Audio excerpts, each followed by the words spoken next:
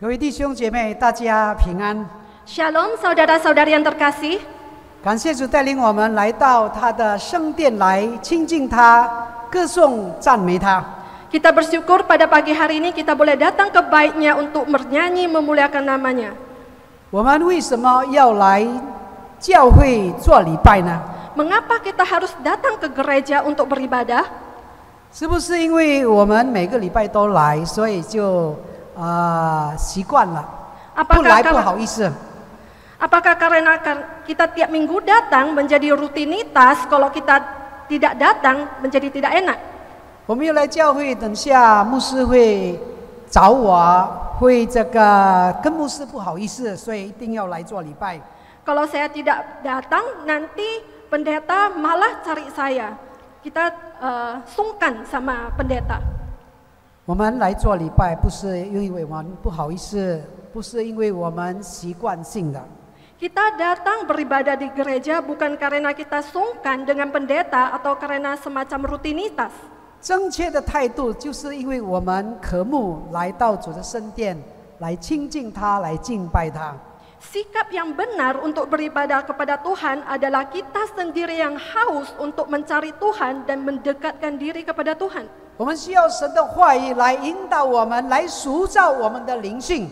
Kita perlu firman Tuhan untuk menguatkan kita dan membentuk kerohanian kita.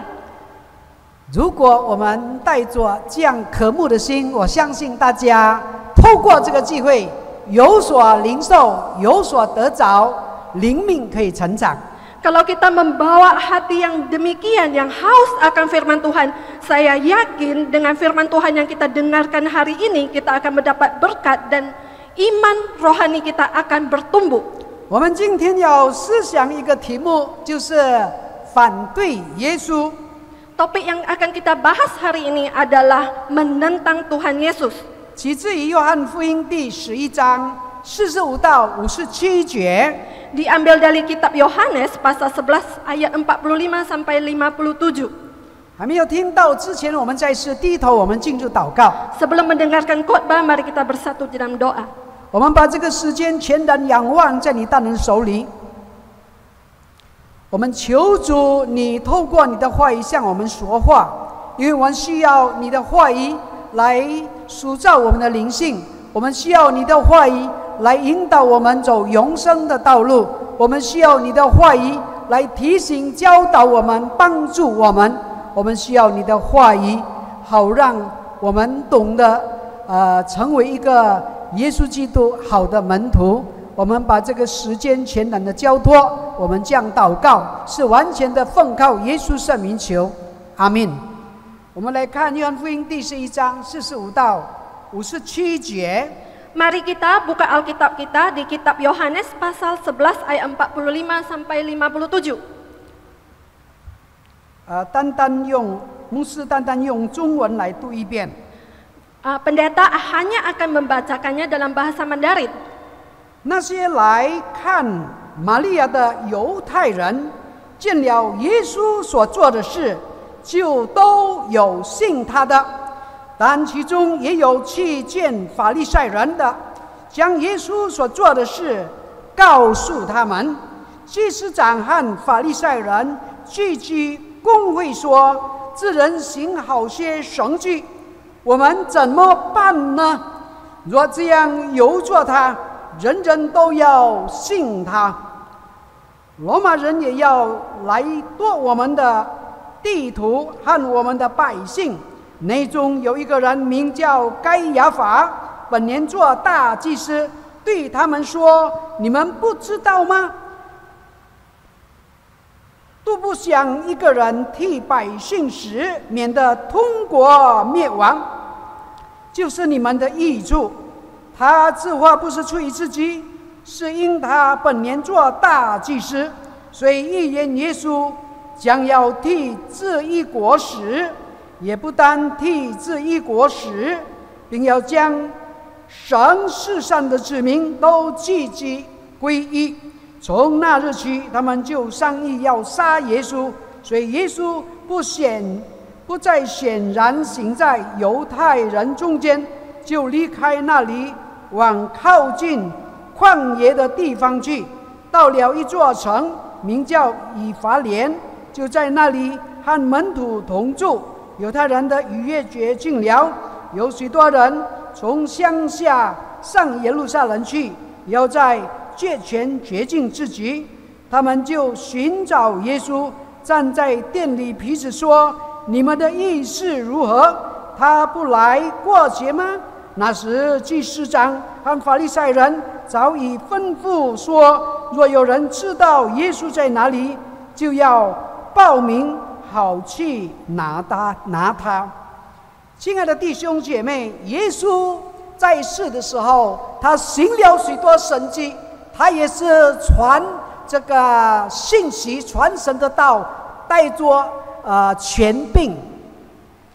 Saudara-saudari yang terkasih, ketika Yesus ada di dunia ini, dia telah melakukan banyak sekali mukjizat dan mengajarkan banyak sekali ajaran-ajaran dari Tuhan yang penuh dengan kuasa. 耶稣在这个众人的影响力越来越大，引起了很多宗教领袖的妒忌与害怕。Ketika pengaruh Tuhan Yesus semakin hari semakin besar, maka pemimpin-pemimpin agama ini menjadi merasa takut dan iri hati. 因为他们担心自己的地位与权力会因着耶稣的兴起而他们受到威胁。Mereka khawatir kalau posisi dan kekuasaan mereka akan terancam oleh ketenaran Tuhan Yesus. 我们知道没有一个权柄不是来自神。Kita tahu tidak ada satu otoritas di dunia ini yang tidak berasal dari Tuhan. 不管是父母亲的权柄，老师的权柄， tidak peduli apakah itu otoritas dari orang tua kita, guru, 公司里面老板的权柄，宗教领袖和这个国家的这个权柄，都是来自上帝。 Otoritas dari pemimpin agama, pemimpin negara, bos di suatu perusahaan, semuanya ini ditetapkan oleh Tuhan. 我们知道上帝赐给我们权柄，是为了维持这个世界的秩序、平衡、治安，甚至带来整个的效率而设定的那个权柄。 Tuhan menetapkan otoritas-otoritas ini sebenarnya untuk menjaga ketertiban, keseimbangan, keamanan, dan secara universal membawa dampak yang lebih luas. 我们知道，当人犯罪离开了神，人不愿意服侍在神的权柄之下。 Kita tahu sejak manusia itu jatuh di dalam dosa, manusia tidak mau lagi tunduk di bawah kuasa Tuhan. 然后按照自己的喜悦来使用他身上的权柄， dan dia dengan semena-mena menggunakan kekuasaan di dalam dirinya sendiri. 所以在这样的情况之下，我们会看见人滥用权柄的例子出现在各个地方。 Maka di dalam kondisi seperti ini kita dapat melihat contoh-contoh orang-orang yang menyalahgunakan otoritas mereka. 比如父母对子女的过度的控制，或是丈夫对妻子严苛的对待。 Misalnya orang tua yang terlalu mengontrol, mengatur anaknya yang terlalu berlebihan, ataupun suami yang terlalu mengekang atau berbuat kasar kepada istrinya. 教会领袖滥用权柄，忽视教会祭祀。 Pemimpin gereja yang menyalahgunakan wewenang mereka dan mengabaikan disiplin gereja. 还有政府官员，他们这个利用他们的职权，收受这个贿赂。 Dan pejabat-pejabat negara yang menggunakan posisi mereka untuk menerima suap. 所以我们需要，当我们有权柄的时候，我们需要谨慎自己，不要让我们的权柄。 这个不要让我们滥用我们的权柄。 Maka ketika kita sendiri mempunyai otoritas atau kuasa, kita harus berhati-hati agar kita tidak semena-mena menyalahgunakan otoritas atau kekuasaan kita. 上帝赐给我们权柄，是让我们可以造福人群。 Tuhan memberikan kita kuasa atau otoritas adalah untuk membawa manfaat untuk orang lain. 现在我们从约翰福音第11章45到57节来看几个重要的真理。 Dari kitab Yohanes pasal 11 ayat 45 sampai 57 kita akan belajar beberapa kebenaran. 我们来看第一点，就是犹太众人的分裂，45到46节。 Pertama di ayat 45 sampai 46 ada kita lihat perpecahan di antara orang Yahudi. 高密和出卖是人类历史上不断的上瘾，令人不齿的恶行。 Membocorkan rahasia dan mengkhianati seseorang adalah semacam perbuatan keji yang selalu berulang kali terjadi di sejarah manusia. 这正是犹太人中的一部分人的所行的。 Dan inilah yang dilakukan oleh sebagian orang Yahudi. 同样聆听耶稣的讲道，同样目睹耶稣的神迹，同样蒙主耶稣的这个恩惠的人。 Mereka sama-sama mendengarkan khotbah Yesus, sama-sama menyaksikan mujizat dari Tuhan Yesus, dan sama-sama menerima anugerah dari Tuhan Yesus. 有的人心被感恩，并在被这个恩感，相信接受耶稣；另有人的心变刚硬，拒绝主耶稣。 Ada orang yang hatinya tergerak bersyukur dan menerima Tuhan Yesus, tetapi ada orang yang mengeraskan hatinya dan menolak Tuhan Yesus. 所以有一句话说：“同样的阳光，既融化冰雪，也硬化泥土。” Maka ada sebuah pepatah yang mengatakan sinar matahari yang sama dapat melelehkan salju dan juga dapat mengeraskan tanah. 亲爱的弟兄姐妹， Saudara-saudari yang terkasih, 同住一个屋檐下的家庭成员，同样接受这个圣经教会属灵的这个资源。 anggota keluarga yang tinggal serumah pun sama-sama mempunyai akses terhadap Alkitab, gereja, dan hal-hal yang bersifat rohani. 有人坚定相信耶稣，有人这个坚决反对耶稣。 Ada orang yang teguh mau percaya kepada Tuhan Yesus dan ada orang yang bersikeras menolak Tuhan Yesus. 有许多家长把孩子带到教会，都是一样上主日学，都听一样的道。 Ada orang tua yang membawa anak-anaknya masuk ke sekolah minggu yang sama dan mendengarkan khotbah yang sama. 有的孩子相信耶稣，一生持守；有的孩子他拒绝这个反对耶稣。 Ada anak yang menerima Tuhan Yesus dan setia sepanjang hidupnya, dan ada anak yang menolak Tuhan Yesus dan menjauhi Tuhan. 为什么会这样呢？ Mengapa terjadi hal yang demikian? 一方面是神的怜悯和拣选的恩典， Di satu sisi ada belas kasihan dari Tuhan dan anugerah pemilihannya. 一方面是人完全的败坏与固有的罪性。 Di sisi yang lain ada kebobrokan total dari manusia dan natur dosa manusia. 弟兄姐妹，全人类向来只有两种人， Saudara-saudari, di sepanjang sejarah manusia hanya ada dua jenis manusia. 相信耶稣蒙受恩典的人，拒绝耶稣以至于走向灭亡的人。 Orang yang percaya dan menerima anugerah keselamatan dari Tuhan Yesus, dan orang yang menolak Tuhan Yesus dan akhirnya menjadi binasa. 所以我们当为自己谨慎，也当尽力的把孩子带到主的跟前。 Oleh karena itu kita harus waspada dan berusaha untuk membawa anak kita ke depan kehadirat Tuhan. 现在我们来看第二点， Mari kita lihat poin yang kedua. 就是宗教领袖的阴谋， yaitu konspirasi atau rencana jahat dari pemimpin-pemimpin agama.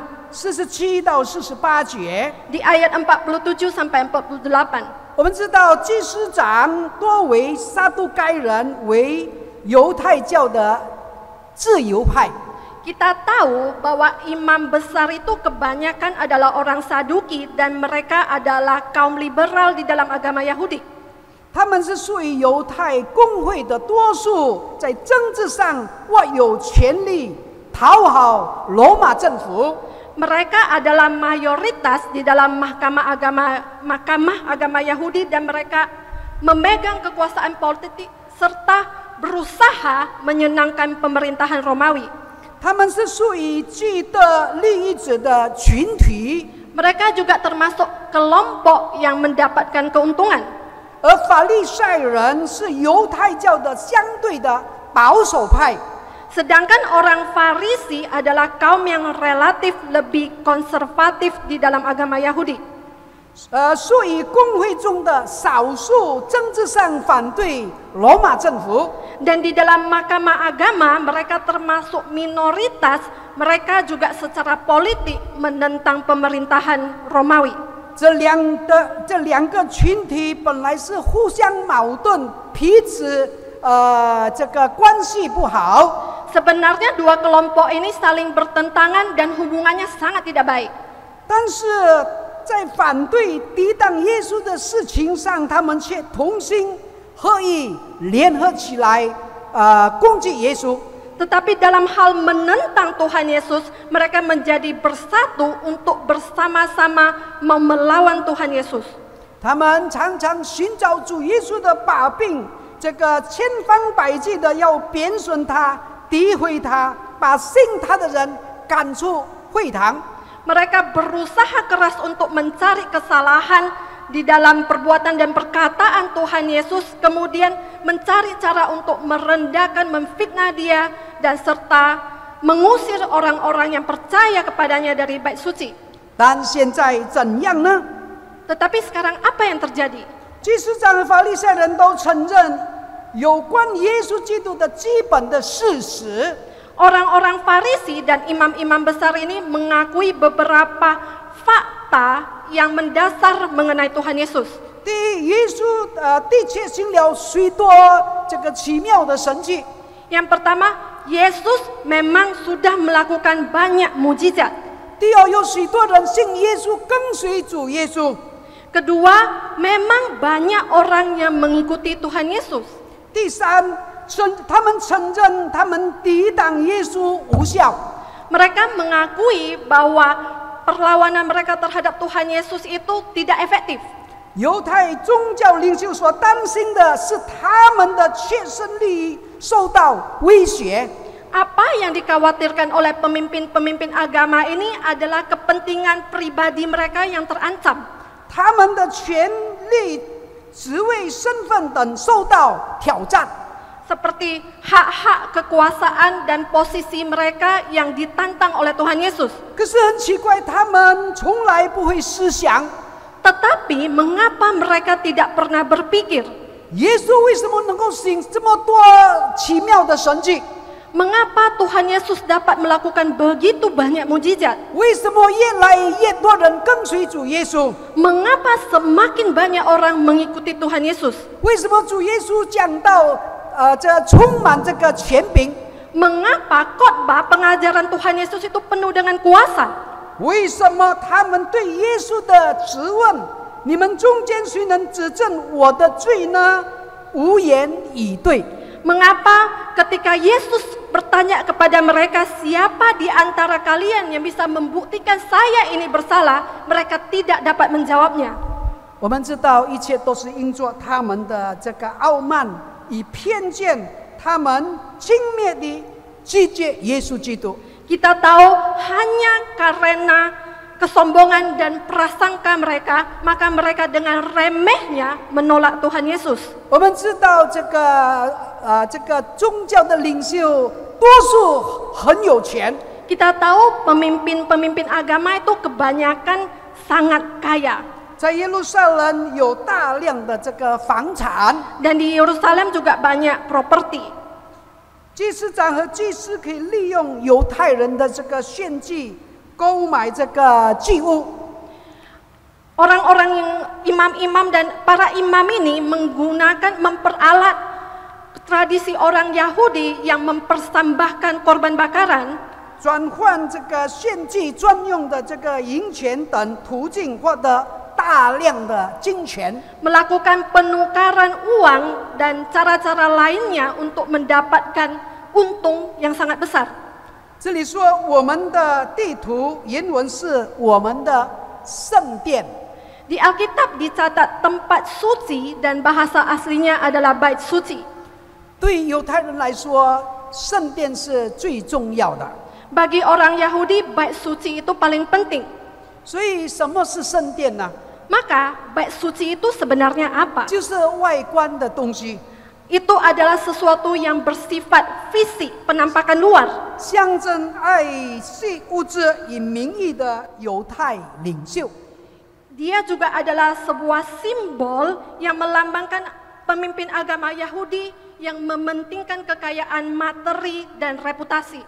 亲爱的弟兄姐妹， Saudara-saudari yang terkasih, 今天很多教会的领袖最关注的是建筑物了。 sekarang banyak sekali pemimpin-pemimpin gereja lebih memperhatikan fisik, bangunan fisik dari sebuah gereja. 因为建筑物是外在人最能看得见的， Oleh karena bangunan fisik ini adalah penampakan luar dan bisa dilihat oleh semua orang. 它象征这个教会的富裕、成功、荣誉。 Dia melambangkan kekayaan, kesuksesan dan nama baik sebuah gereja. 我们知道很多人都看重这些东西， Kita tahu banyak orang yang mementingkan hal-hal seperti ini. 可是，在神的眼中， Tetapi di mata Tuhan, 神看重的是我们与他的亲密的关系。 yang Tuhan pentingkan adalah hubungan atau relasi kita dengan Dia. 我们的灵性，我们的生命比一切来得更重要。 Kehidupan rohani kita lebih penting daripada semuanya. 我们来看第3点， Mari kita lihat poin yang ketiga, 大祭司的罪大恶极，49到52节。 ayat 49 sampai 52, kejahatan terbesar dari imam besar. 这里大祭司亚该亚法同意处死耶稣，因为这样做对各方都有益。 Imam besar Kayafas setuju untuk mengeksekusi Tuhan Yesus karena dia merasa kalau dia berbuat demikian akan menguntungkan semua pihak. 公会其他的成员没有提出反对。 Dan anggota-anggota mahkamah agama lainnya juga tidak ada yang membantah.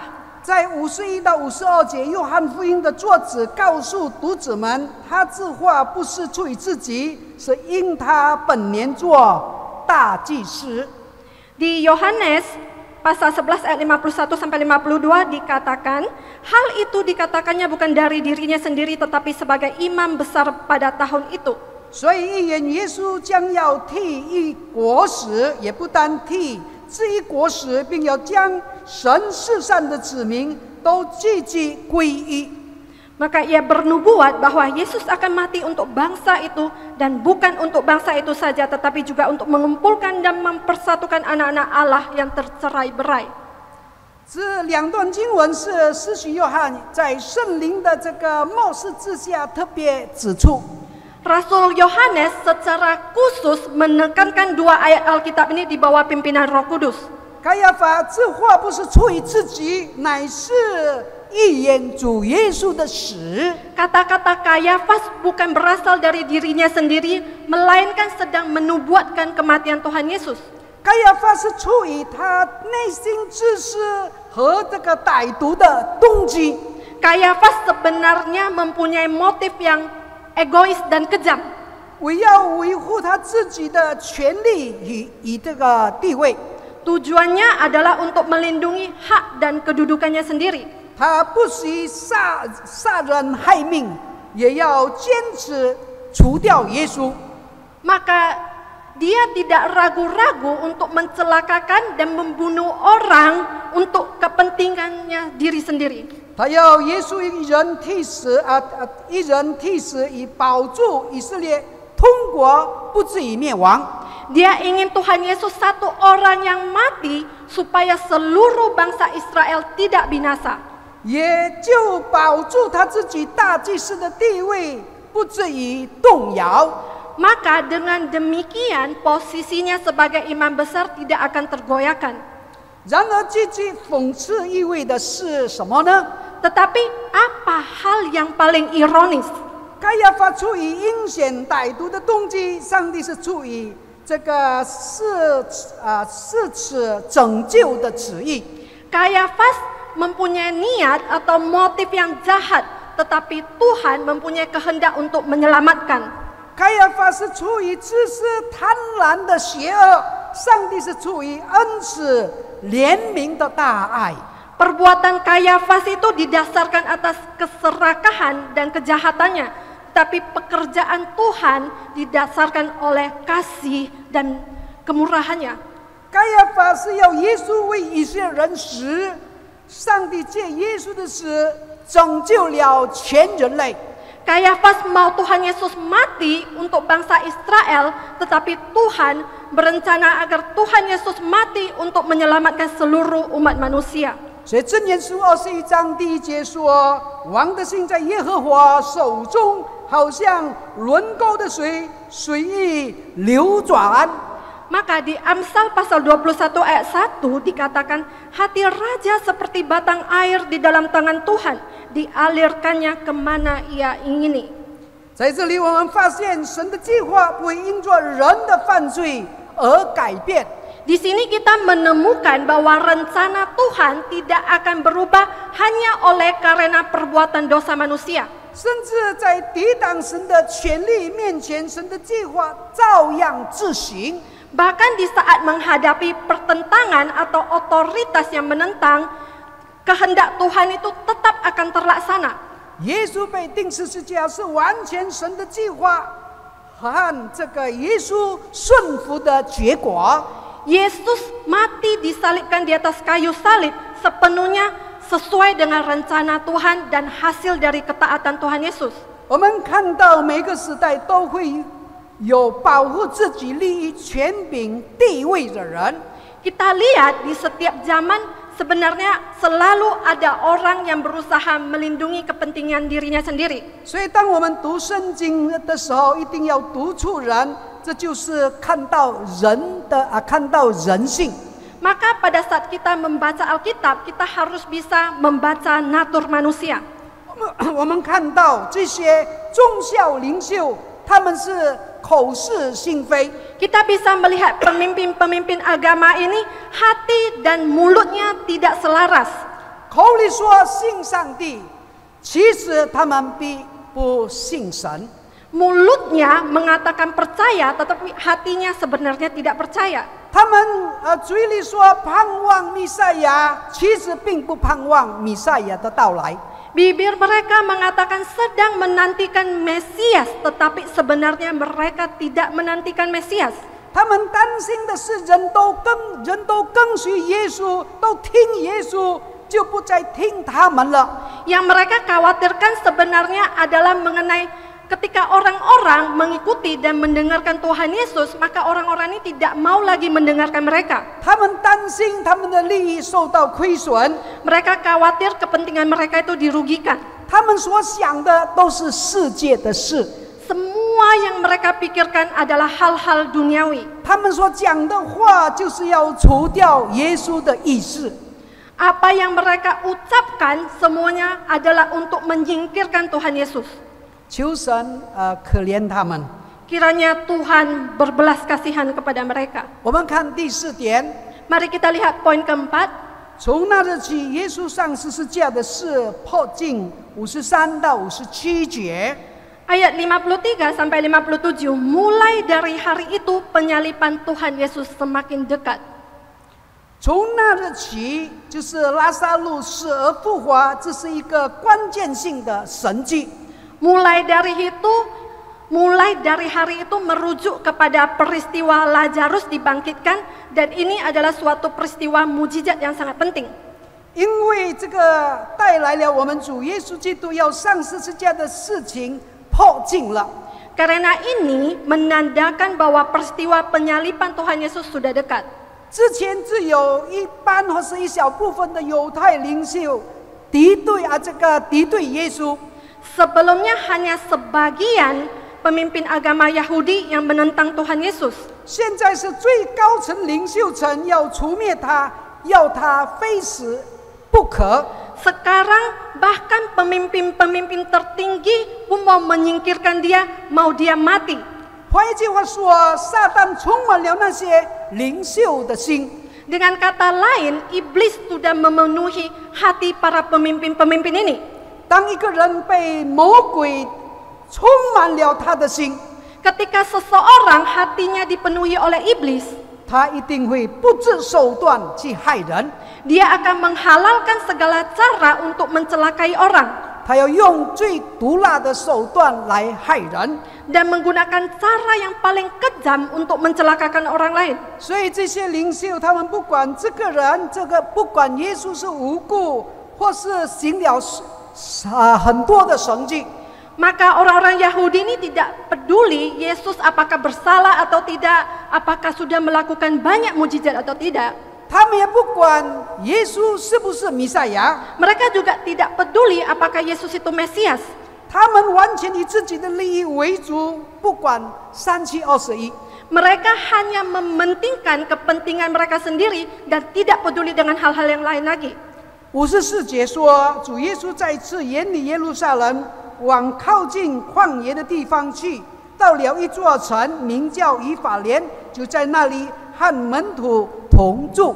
Di ayat ke-54 dikatakan, karena itu Yesus tidak tampil lagi di muka umum di antara orang-orang Yahudi. Ia berangkat dari situ ke daerah dekat padang gurun, ke sebuah kota yang bernama Efraim, dan di situ ia tinggal bersama-sama murid-muridnya. 亲爱的弟兄姐妹， Saudara-saudari yang terkasih, 今天世人都希望能够出人头地，成为风言人物。 orang-orang dunia pada zaman ini semuanya ingin menonjol menjadi tokoh-tokoh yang terkenal. 让世界的人都能认识自己。 Ingin agar seluruh dunia bisa mengenal mereka. 我们看到耶稣却将自己隐藏起来， Kita melihat Tuhan Yesus memilih untuk menyembunyikan dirinya. 他晓得什么时候显露，什么时候隐藏起来。 Tuhan Yesus tahu kapan dia harus menunjukkan dirinya dan kapan dia harus bersembunyi. 都是为了遵行神的旨意，照着神的时候来成就他的工作。 Semuanya untuk menaati kehendak Tuhan dan menggenapi pekerjaan Tuhan sesuai dengan waktu Tuhan. 主耶稣是逾越节的羔羊，他必须在逾越节被杀献祭。 Tuhan Yesus adalah anak domba Paskah dan harus dikorbankan pada hari Paskah. 我们看到主耶稣刻意藏起来， Kita melihat Tuhan Yesus sengaja menyembunyikan diri. 除了因为他的时候还没有到，还有他退到安静的地方。 Selain karena waktunya belum tiba, dia juga ingin mundur ke tempat yang tenang. 为了亲近上帝，从神那里重新得力。 Tujuannya adalah untuk mendekatkan diri kepada Allah Bapa dan sekali lagi mendapatkan kekuatan yang baru. 我们注意到，在主耶稣的侍奉的岁月当中，他经常退到安静的地方去。 Kita bisa melihat pada masa pelayanan Tuhan Yesus, dia sering sekali mundur ke tempat yang sunyi. 有时候是他单独一个人到安静的地方， Kadang-kadang dia sendiri pergi ke tempat yang tenang. 有时候他带着彼得、约翰、雅各这三位核心同工，有时他带着全体的门徒到安静的地方去。 Kadang-kadang dia membawa 3 rekan intinya, yaitu Petrus, Yohanes, dan Yakobus, dan kadang-kadang dia membawa semua murid-muridnya. 总而言之，退到旷野，退到安静的地方，就是祷告，寻求上帝。 Singkatnya, Tuhan Yesus mundur ke tempat yang sepi adalah untuk mencari Tuhan dan berdoa. 退到安静的地方，是主耶稣侍奉生涯中非常重要的一部分。 Mundur ke tempat yang tenang adalah bagian yang sangat penting di dalam pelayanan Tuhan Yesus.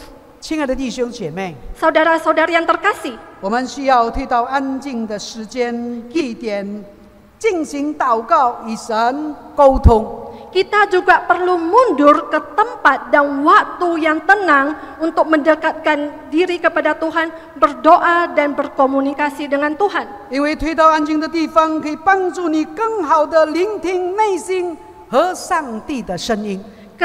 Karena ketika kita menyepi ke tempat yang tenang, kita bisa lebih baik mendengarkan isi hati kita sendiri dan mendengarkan isi hati Tuhan. 在安静中，你更容易感受到上帝的灵在与引导。 Di tempat yang tenang juga kita lebih mudah mendengarkan bimbingan dan ajaran daripada Tuhan. 安静的环境有助于放松身心，减轻压力和焦虑。 Lingkungan yang tenang juga membuat kita lebih mudah untuk merilekskan tubuh kita, untuk mengurangi stres dan mengurangi kecemasan kita. 在安静中更容易找到内心的平静和力量。 Dan di tengah-tengah ketenangan kita juga lebih mudah menemukan kedamaian dan kekuatan untuk jiwa kita. 我们活在这个世上，我们匆匆忙忙，我们匆匆忙忙，我们有许多的这个忙碌。 Di dunia ini kita hidup dipenuhi dengan berbagai macam kesibukan. 好像我们的事情没完没了，一直做不完。 Sepertinya hal-hal yang harus kita lakukan itu tidak habis-habisnya. 在忙碌当中，常常我们失去了我们生命的目标。 Di tengah-tengah kesibukan kita seringkali kehilangan arah hidup kita. 在忙碌当中，我们常常失去了这个上帝对我们的这个旨意。 Di tengah-tengah kesibukan kita, kadang-kadang kita kehilangan arah, tidak mengerti apa kehendak Tuhan di dalam hidup kita. 在忙碌当中，常常我们这个活在这个模糊当中。 Di tengah-tengah kesibukan kita hidup di tengah-tengah kekaburan dan ketidakjelasan. 求神帮助我们寻找安静的地方，在神的面前。 Kiranya Tuhan membantu kita untuk boleh datang ke tempat yang tenang untuk mencari Tuhan. 好让我们可以重新得力。 Agar kita semua boleh kembali mendapat kekuatan yang baru. 这是耶稣给我们一个美好的榜样。 Ini adalah teladan yang indah yang Tuhan Yesus berikan kepada kita. 宗教领袖反对耶稣的事件，可以让我们学到几方面的功课。 Peristiwa pemimpin agama yang menentang Tuhan Yesus memberikan kita beberapa pelajaran. 第一就是坚持真理。 Yang pertama adalah mempertahankan kebenaran.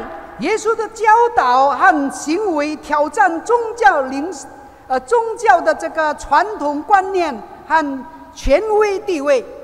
Semua ajaran dan tindakan Tuhan Yesus menantang pandangan-pandangan tradisional dan otoritas dari pemimpin agama. 耶稣没有妥协于他们的压力，而是坚持他所传讲的真理。 Ketika Tuhan Yesus menghadapi tekanan dari mereka, Tuhan Yesus tidak berkompromi dan terus mempertahankan kebenaran yang dia sampaikan. 这教导我们，即使在面对强大的压力与权威反对时，仍然要勇敢地坚持真理。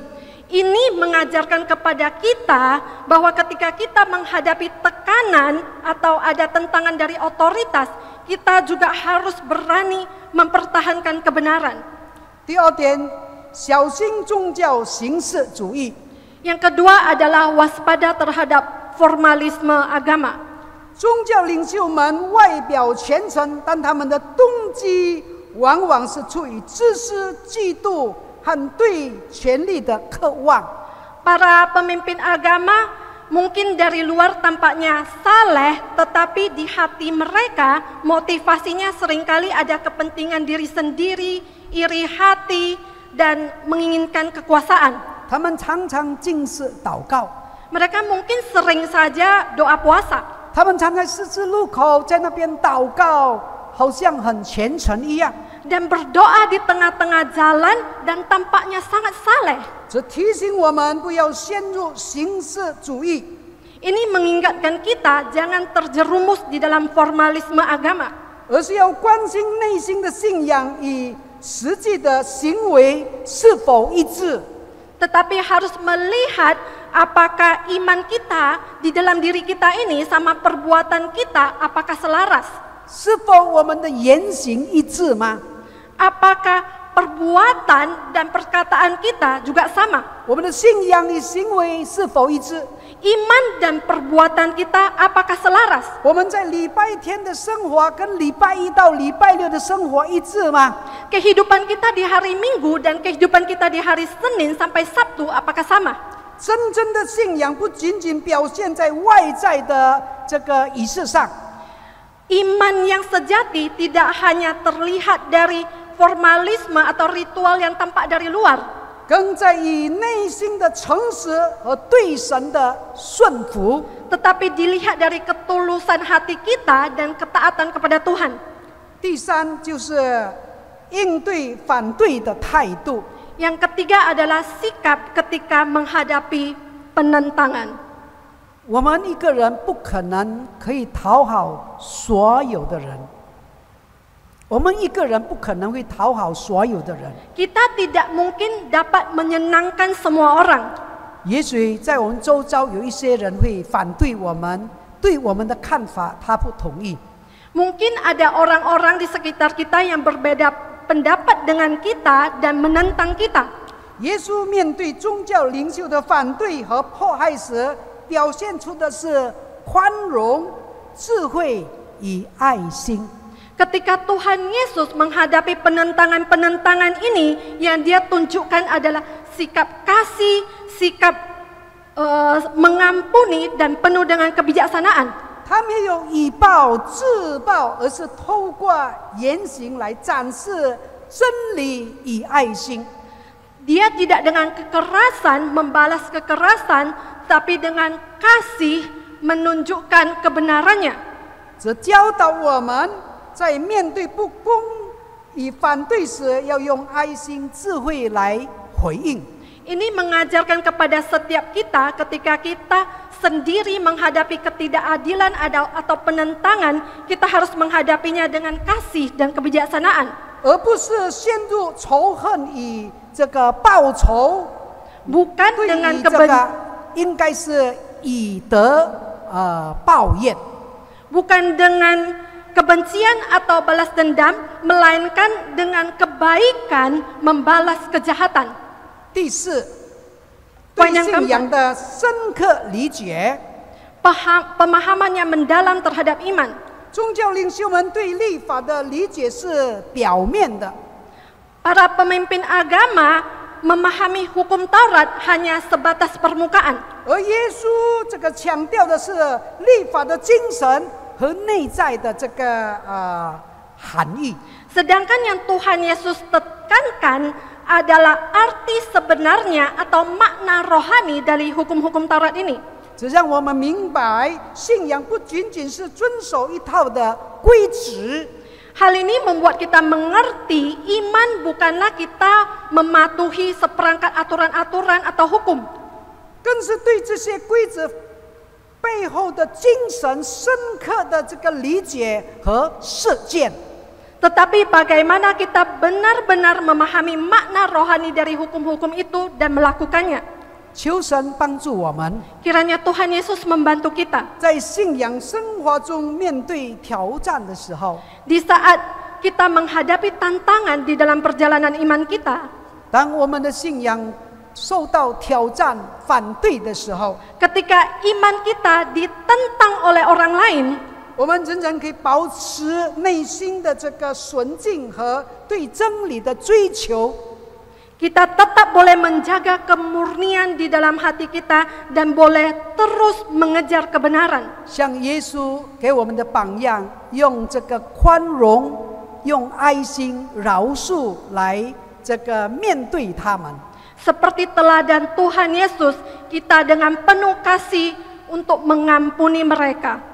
求神赐福他的话语， Kiranya Tuhan sendiri yang memberkati perkataannya 也赐福弟兄姐妹。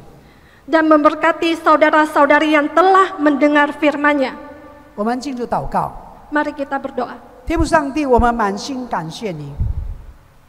虽然人的话已经停止了，可是圣灵要继续在我们心里做感动的工作，继续向我们说话，让你的话语可以塑造我们的灵性，可以引导我们前面的道路，使我们越走越光明，越走越讨神的喜悦。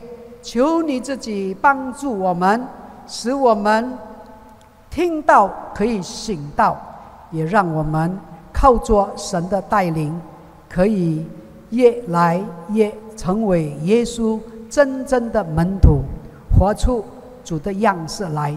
感谢主，我们这样祷告，奉靠耶稣圣名求，阿们。